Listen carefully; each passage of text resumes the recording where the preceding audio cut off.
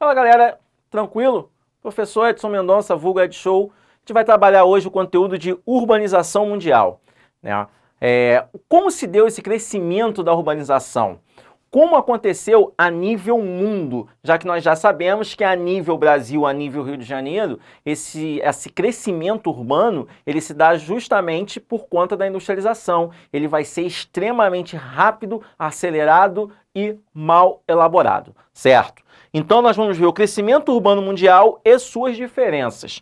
Então, de cara, eu quero que você entenda o seguinte: quando você vai para os Estados Unidos, né, quando você vai para a Europa, quando você vê a urbanização japonesa, são três modelos bem diferentes. Por exemplo, quando você pega a Europa, você tem lá cidades como Roma, Londres e Paris, que são cidades icônicas. Roma, então, vem desde a época do Império. Então, olha o tamanho, a importância de Roma. Londres vai ser a capital, né, da monarquia, vai ser um centro de excelência político, econômico e, posteriormente, turístico. E Paris. Quando você pensa em Paris, muita gente pensa logo na Torre Eiffel. Nós, professores de geografia, nós pensamos no modelo de urbanização. Tanto é assim que quando nós demos aquela aula de urbanização de Rio de Janeiro, tem uma fase da urbanização de Rio de Janeiro que nós chamamos de Belle Époque. Por que Belle Époque? Porque ela está inspirada em Paris. Avenidas largas, grandes rotatórias, sem sinais de trânsito. E Paris vai dar para nós também um outro significado da palavra marginalização, ou margem da sociedade. Por quê?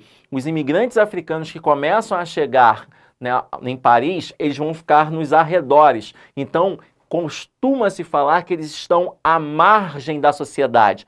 E daí surge o termo marginalização. Então você pega mais uma palavra de conteúdo meio que negativo e coloca ou na imigração, ou pior, na imigração de africanos, que tem lá um cunho de racismo e também vai ter um cunho de xenofobia, um cunho xenófobo. Fim dos feudos. Os feudos acabam. E quando os feudos acabam, a queda dos muros, né, desses feudos, vão começar a integrar essas cidades. Então eu vou ter um crescimento de cidade, de forma horizontal. Isso aqui é importantíssimo quando você quer comparar a urbanização feita nos países desenvolvidos, nos países centrais e nos países subdesenvolvidos ou emergentes. Por quê? Esse crescimento urbano, ele vai ser lento, ele vai durar aproximadamente 200 anos. E ele vai dar especificidade às cidades. É muito raro você ver na Europa uma cidade como o Rio de Janeiro, né, que é um centro turístico, é um centro econômico, é um centro político, é um centro comercial, é um centro religioso e é um centro industrial. São raríssimas as cidades. A exceção à regra é Londres, né? Londres vai ser a sede do governo, vai ser a sede política, a sede econômica e vai ser turismo.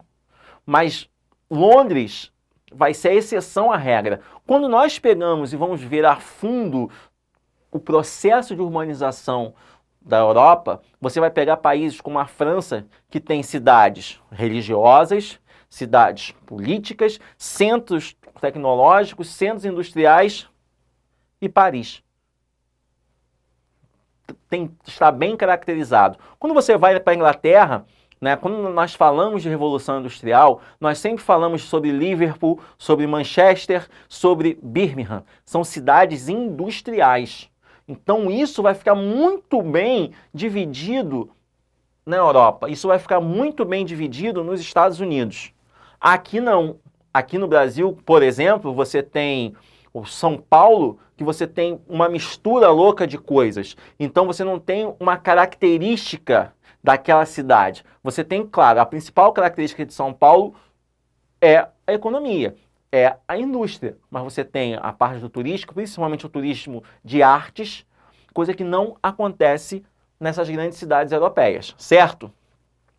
Então, como eu te falei, funções são bem definidas. Quando você fala de Milão na Itália, Milão é a capital da moda.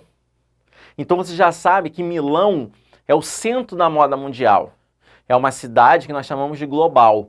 A definição de cidade global é uma cidade que vai ter uma importância a nível mundial. E elas vão se dividir em fases, em letras, da mais importante para menos importante. Então eu tenho o nível alfa, o nível beta de cidades importantes.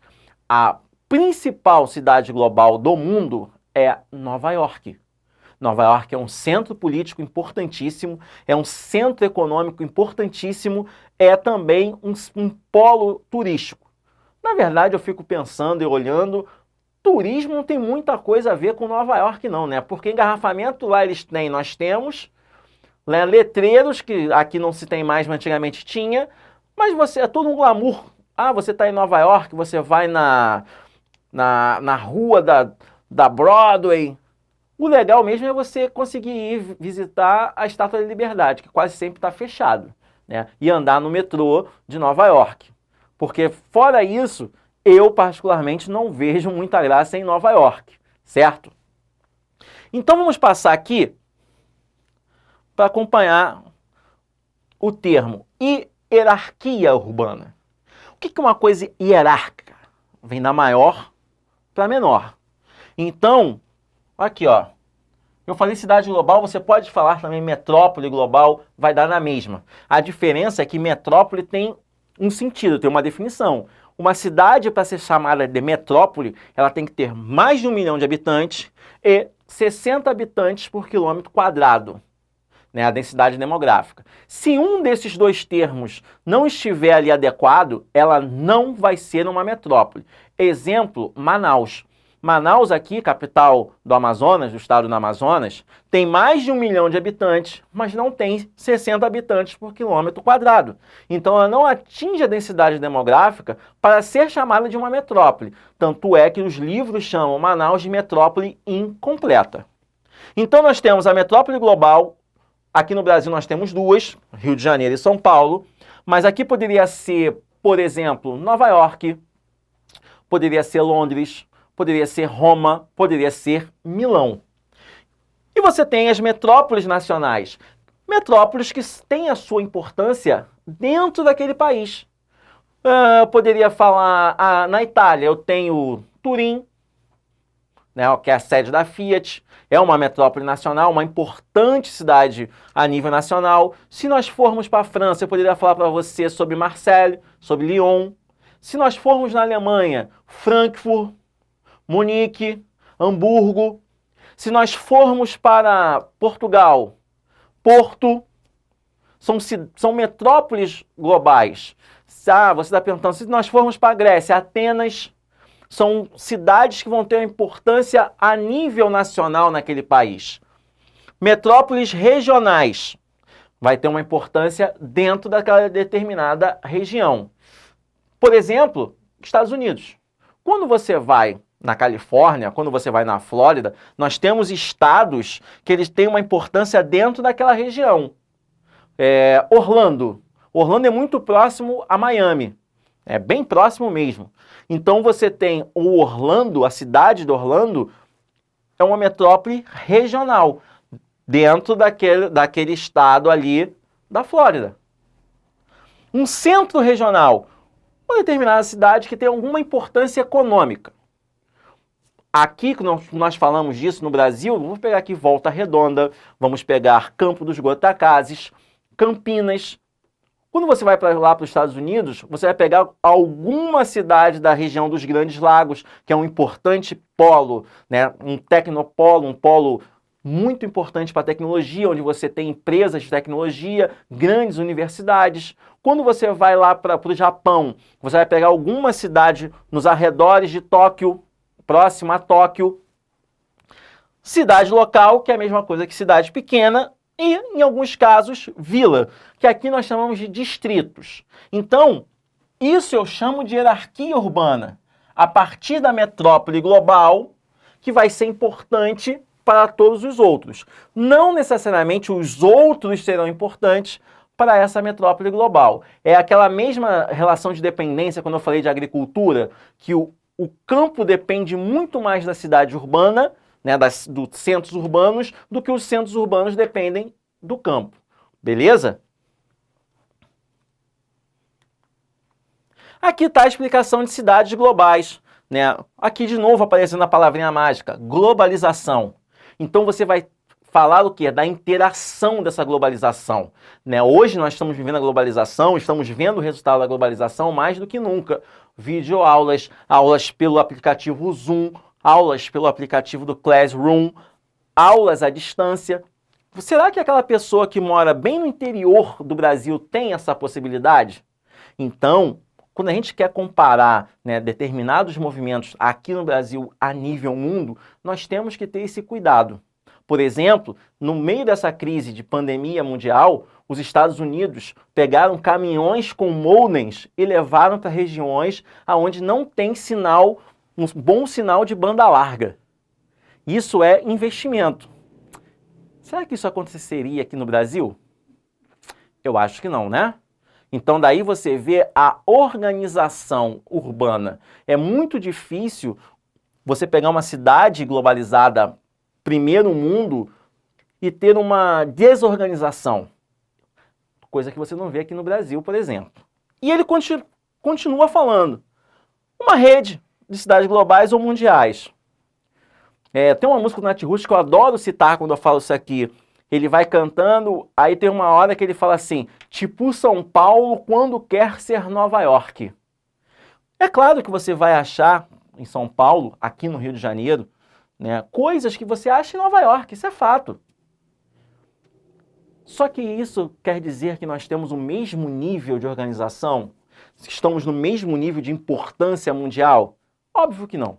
O Rio de Janeiro só entra como cidade global por conta do turismo, das belezas naturais. Se não fosse isso, a gente estava lascado. Porque nós não somos mais centro político, nós não somos mais um centro econômico, a nossa Bolsa de Valores acabou e se fundiu com a Bovespa, diferente de outras cidades. Aqui você tem o que ele fala, né, a diferença das demais metrópoles, conexão com o território, finanças e economias mundiais, complexas redes de transporte e telecomunicações que para elas convergem. Preste atenção aqui, ó, quando a gente fala de cidade global, concentra as principais bolsas de valores do sistema financeiro. Com essa alta queda, estabilização do dólar, você está ouvindo muitas cidades globais. Pequim, sim, Pequim é cidade global. Ele está falando de Londres, de Paris, de Tóquio, claro, Nova York, São Paulo, com a Bovespa. Então, o termo cidade global ele vai estar muito ligado ao sistema financeiro e também às decisões políticas. Por isso que você vai ter Nova York como a principal cidade global do mundo, a principal metrópole, em importância. Porque a maior metrópole mundial é Tóquio, por número de pessoas e por densidade demográfica. Se você pegar qualquer reportagem que fale agora, nesse momento, sobre a pandemia, você vai perceber que os sinais de alguns cruzamentos em Tóquio, eles não abrem ao mesmo tempo, porque as pessoas não conseguem atravessar, porque é uma concentração muito grande de pessoas, é uma densidade demográfica muito grande. Se você acha, né, o ramal Santa Cruz ou o metrô cheio, é porque você não viu Tóquio no horário de rush. As pessoas não conseguem também entrar no trem. Aqui tem, ó, a função mais importante de algumas cidades. Então, esse gráfico, ele vai dividir por religião, turismo, portuário, industrial e múltiplos. Como eu te falei, a exceção à regra da Europa, Londres, né, que vai ser múltipla, São Paulo, Nova York e Tóquio. Porque você vai pegar cidades que vão ter uma função específica. Política administrativa. Capital, Brasília, Washington, Canberra na Austrália, Ottawa no Canadá.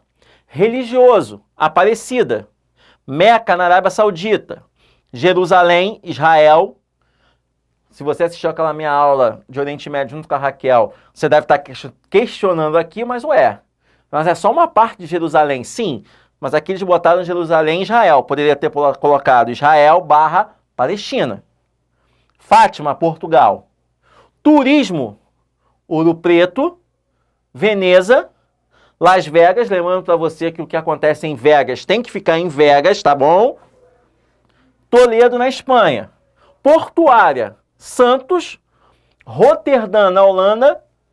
Liverpool, né? Lembra que nós falamos sobre a importância de Liverpool na escoação da produção industrial britânica pelo rio Tâmisa? Está aqui. E Le Havre, na França.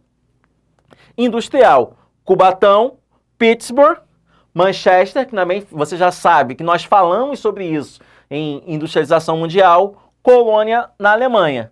E as múltiplas cidades que têm basicamente todas essas funções, com exceção da capital política administrativa, mas vai ter uma importância administrativa, vai gerar alguma importância a nível mundo. Como exemplo, essas 3 cidades aqui, na pandemia, elas estão sendo citadas. São Paulo, que é o epicentro brasileiro, Nova York, que é o epicentro dos Estados Unidos, e Londres, que é o epicentro, basicamente, da Europa. E por que elas vão ser o epicentro? Simples, elas têm múltiplas funções. Então, ela vai ter uma movimentação de pessoas muito grande, uma aglomeração de pessoas muito grande, porque elas são metrópoles globais, elas são cidades globais. Então, você vai ter um maior número de problemas quando você está relacionado, principalmente à pandemia. Essas cidades vão ter um fluxo muito grande de pessoas, né, para negócios, para a economia e para a política. Por isso que elas vão se tornar centros dessa pandemia, certo? Termos, né? O Bruno já falou isso numa outra videoaula, mas é sempre bom relembrar. Isso aqui são termos, são conceitos de urbanização. Conurbação, o encontro de 2 ou mais cidades. Aqui no Brasil, você vai ter... Quando você vai ali para São João do Meriti, um lugar maravilhoso. Se você ainda não foi, eu peço que você vá. É um local muito legal aqui na nossa região metropolitana. Então, o que eles falam? Ah, você atravessou o rio Pavuna, o outro lado é São João do Meriti. Eu inventei um limite. Por quê? Rio de Janeiro e São João do Meriti são tão grandes, são tão grandes, que eu não consigo identificar onde um começa e o outro termina. Porque as cidades cresceram demais. E esses municípios vão formar o que nós chamamos de região metropolitana. No Brasil, você tem, já falamos sobre isso em indústria brasileira, em urbanização brasileira, que você tem grandes centros metropolitanos, grandes regiões metropolitanas. Isso vai acontecer também quando a gente vai lá para os Estados Unidos. Por exemplo, você tem lá Chippewa. Chippewa é a junção da cidade de Chicago com Pittsburgh. E essa união dessas metrópoles vai formar o que nós chamamos de megalópole. Por quê? São 2 grandes metrópoles que vão crescer tanto que elas vão se integrar. Você tem a famosa Bosch-Wash, Boston e Washington. Cresceram tanto que elas se integram. Então, é como se eu tivesse tanto a conurbação quanto uma região metropolitana a nível metrópole. Um crescimento metrópole. Do outro lado, você tem São Francisco com San Diego. Deixa eu beber uma aguinha aqui, rapidinho.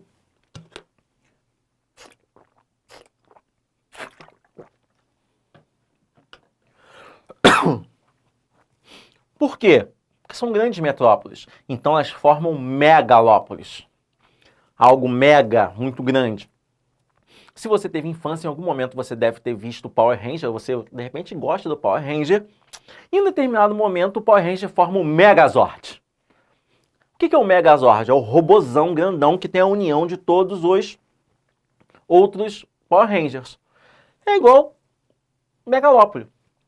Eu junto 2 metrópoles em uma única coisa, certo?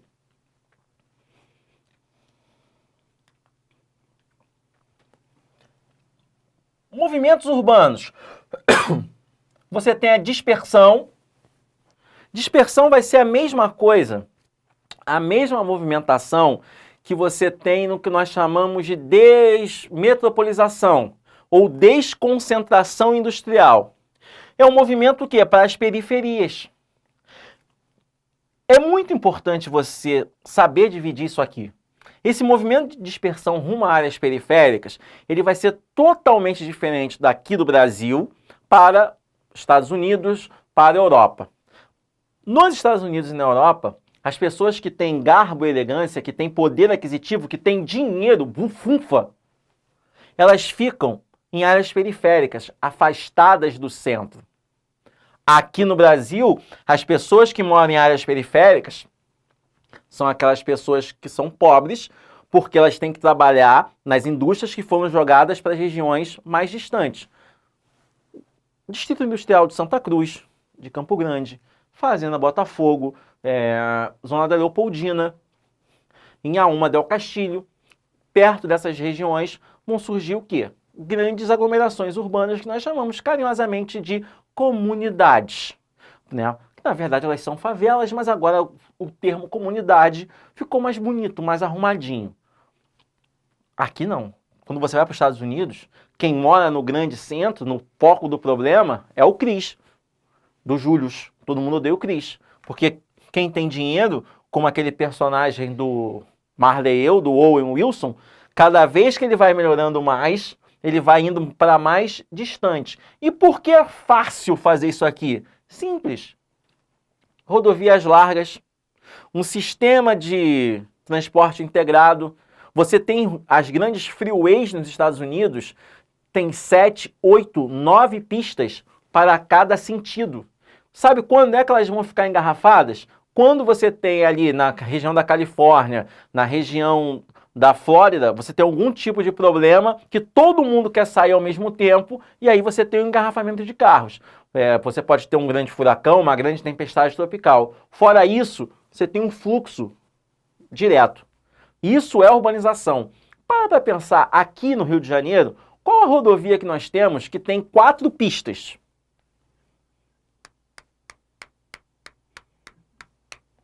Você demorou muito para pensar, né?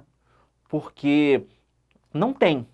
Até tem Aterro do Flamengo, que você tem 3 pistas expressas e 3 pistas laterais.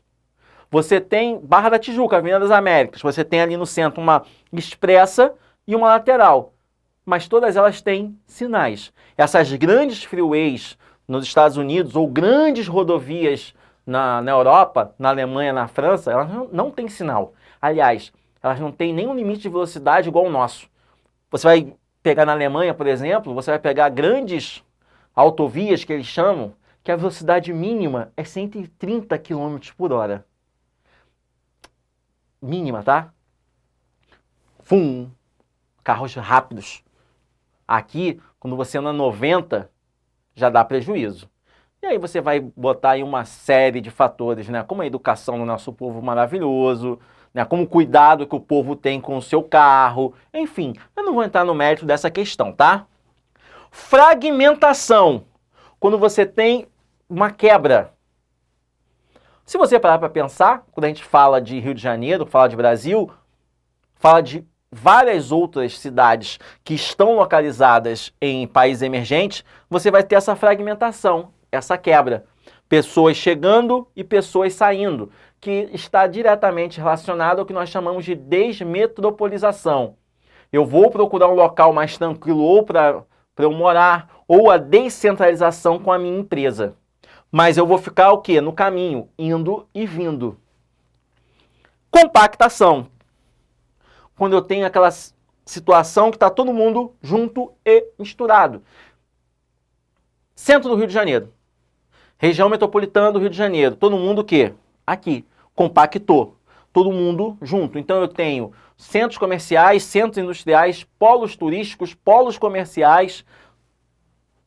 Aqui que eu vou ter o grande problema. Porque aqui eu terei uma desorganização, uma desarmonização urbana. Que vai acontecer basicamente em grandes metrópoles de países que estão em desenvolvimento ou que são subdesenvolvidos. Você pode botar aí nessa conta Nova Delhi, você pode botar Beijing, que é Pequim, você pode botar São Paulo, Buenos Aires, Cidade do México, Cairo, no Egito. São metrópoles que sofrem esse problema da compactação. Aqui, de novo, eles te dão da megalópole, Então, os Estados Unidos têm 3 grandes megalópolis, Boschwatch, Chipit e Samsan. São Francisco e San Diego. Aqui ele mostra as megalópolis japonesas. Lembrando para você que o Japão é um arquipélago que tem para lá de 1000 ilhas. E aqui nós temos as 4 principais. Nagoya, Osaka, Hokkaido e Kyushu. Então, ó, nós temos a megalópole, o centro industrial que está muito próximo aos portos, os tecnopolos, tudo o que? Numa rede bem integrada. E é claro, as pontes que vão interligar essas grandes ilhas, esses grandes centros. E os trens de alta velocidade, ou trens de grande velocidade. Então, nessa hora é bem importante falar e pontuar isso para você. Mano, eu fico até emocionado quando eu lembro disso, cara. É verdade, a Adriana tá rindo, mas é sério. Quando o Dilma assumiu e nós ganhamos de brinde a Copa do Mundo, a nossa querida ex-presidenta falou o seguinte: bom, nós vamos fazer o trem-bala para Campinas. Saíram do Rio para Campinas. E fizeram, as empresas que se candidataram fizeram estudos e descobriram o seguinte: elas já sairiam perdendo bilhões de reais. Bilhões. Você chegaria em 2 horas a Campinas. Só que o preço da passagem sairia mais caro do que a viagem de avião Rio-São Paulo. Então eles chegaram à conclusão que eles iam gastar muito, né, o investimento seria muito grande e não teria retorno. Então, a gente está esperando aí esse trem-bala brasileiro até hoje. Já vai fazer 6 anos que houve a Copa de 2014. Quem sabe um dia isso saia do papel. Mas quando você pega essas grandes potências mundiais, essas cidades globais, essas metrópoles, isso é comum, esses trens de alta velocidade. E você vai ver aqui no próximo slide, né, as grandes cidades, né, espalhadas pelo mundo, as concentrações aqui, que eu já falei para vocês, dos gráficos, a população total em milhões de habitantes. Olha o tamanho de Tóquio. E aqui, eu quero chegar aqui. Você tem uma diferença de velocidade. Olha Paris, olha a integração de Paris. Paris vão ter trens acima de 200 km, que vão te ligar a Le Mans, a Marseille, a Estrasburgo, a Lyon, e você vai ter linhas intermediárias que são até 200 km. Por que essa diferença? Quando eu vou me ligar com grandes centros, eu tenho trens mais velozes, porque essa pessoa, de repente, precisa fechar um negócio, né, precisa de rapidez para chegar. Quando eu tenho linhas intermediárias, eu tenho um limite de velocidade. Ai, ai, quer comparar com o Brasil? Você deve comparar com o Brasil, comparar com o Brasil. Né, você deve estar vendo muito, não deveria, mas você deve estar vendo muito aquele meme do Tigas. Fala que é nós, fala que é nós. Sabe a velocidade que o trem anda? Ele deveria andar a 90 km por hora, menos da metade daqui, tá? Ele anda a 45. Em alguns lugares ele anda a 15, porque eu tenho muitas aberturas. Né? Quando você passa ali em Santíssimo, tem mais gente andando pela estação do que propriamente para pegar o trem. Porque você está cortando uma malha urbana muito grande, então você tem um fluxo de pessoas. E não adianta a Supervia lá fechar, alguém vai e abre. Você não tem passarelas num curto espaço entre elas. Então você tem que andar muito para, de repente, sair numa passarela. Então você faz o mais fácil. Você quebra o muro e passa por cima dos trilhos, correndo o risco. Por isso que o trem não anda na velocidade que ele tem que andar, certo? Aqui você tem a Alemanha, que também vai ter a diferença. Você tem trens na Alemanha que vão chegar a 300 km por hora. Né? Saindo de Frankfurt, do aeroporto de Frankfurt, para Colônia. Saindo de Munique para Nuremberg. E você tem aqui ainda o número de trens por hora. Você tem 2 trens por hora, 1 a 2 por hora, um trem por hora. Isso é uma organização no que se diz respeito a transporte. E mais do que isso é um investimento de transporte de massa e que seja rápido. Ferrovia. Aqui nós deveríamos ter um investimento maior em ferrovias que fizesse o mínimo de interligação. Mas nós investimos em quê? Investimos no rodoviarismo. Lembra do JK? Com indústria? Então, o JK preferiu investir nas rodovias para atrair as multinacionais, né, de automóveis, e depois você já sabe o que acontece. Nós tivemos uma crise de energia e nós investimos o quê? No carro a álcool, não para beneficiar a população, mas sim para beneficiar as automobilísticas, para não deixar de vender carros. Você vai pegar qualquer país que seja minimamente desenvolvido, vai investir em ferrovias. Até a Índia vai investir em ferrovias, porque você teve lá uma dominação britânica. Isso é muito comum na Europa. Um dia que você for na Europa, você vai na Europa, tá? Você vai um dia na Europa, você vai se locomover por trens de alta velocidade. E aqui, só para salientar, né? Taxa de urbanização. Países desenvolvidos, países subdesenvolvidos. Singapura, 100%. Então, Singapura é um exemplo de urbanização, é 100%. Você não tem campo. Hong Kong, 96%. Malásia, 57%. África do Sul.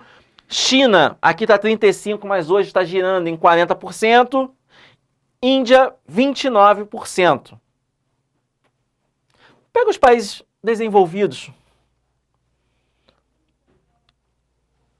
Só a Holanda, Países Baixos, a Alemanha, Reino Unido e Austrália. Claro, Bélgica também, que é pertinho da Holanda, que passam de 80%. Todos os outros não passam. E não passam por quê? Porque eles vão ter ainda uma população rural muito grande. Quando a gente fala população rural, é muito importante você não pensar em população rural só aquelas pessoas que trabalham no campo. É uma população que resolveu morar longe dos grandes centros urbanos, com qualidades de vida. E por que elas fazem isso? Porque você tem o quê? Uma renda maior. Então isso vai beneficiar com que você fique afastado do centro. Coisa que não vai acontecer nesses países subdesenvolvidos, ou subdesenvolvido não, né? Tá feio. Países em desenvolvimento, porque você está ligado diretamente à indústria, a comércio, ao setor secundário ou ao setor terciário. Então tudo isso vai acontecer nos grandes centros urbanos. Por isso que você vai ter, com exceção desses países da Malásia, da África ou na Ásia, você vai ter sempre uma taxa de urbanização muito grande, muito elevada. E aí você já sabe os problemas que isso vai me causar. Problemas com transporte público, saúde pública, segurança pública e desemprego. Aqui, para fechar. Países desenvolvidos e industrialização avançada, basicamente tecnológica. Países subdesenvolvidos, pouca ou nenhuma industrialização. Sim, existem países que não têm indústria nenhuma. Urbanização avançada nos países desenvolvidos, sistema de transporte e comunicação eficiente. Ai, me deu vontade de rir. Urbanização incompleta, sistema de transportes e comunicações deficientes. Deficiente na gênese da palavra. Não funciona. Você que mora em Campo Grande e estuda lá no Cefet, você sabe muito bem disso, né? Você que mora em Campo Grande e teve que fazer Pedro II lá no Humaitá, no Engenho Novo, em São Cristóvão, sabe disso. Agora está até mais fácil, né? Porque agora você tem ali em Realengo, tem mais próximo. Mas o pessoal que é raiz, Pedro II, raiz, Engenho Novo ou São Cristóvão. Né, o pessoal, agora você tem uma Cefet aqui em Itaguaí, mas o pessoal raiz, Cefet no Maracanã.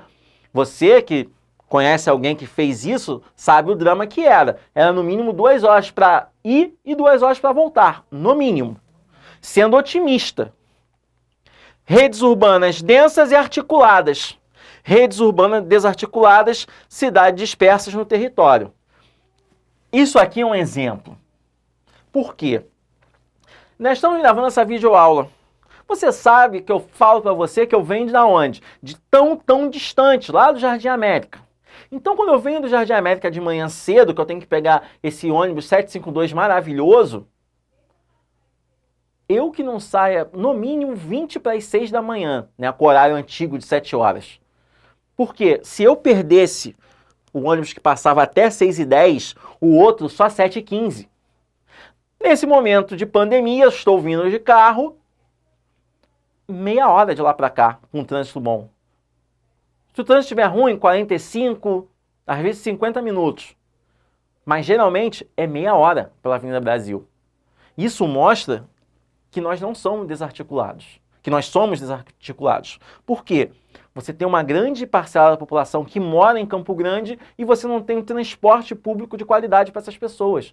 A não ser o trem, que só anda cheio, né, com as pessoas vendendo, ou ônibus, que vem para cá caindo aos pedaços, com barata. Quem anda no 770, no 771 sabe muito bem o que eu estou falando, que sai barata.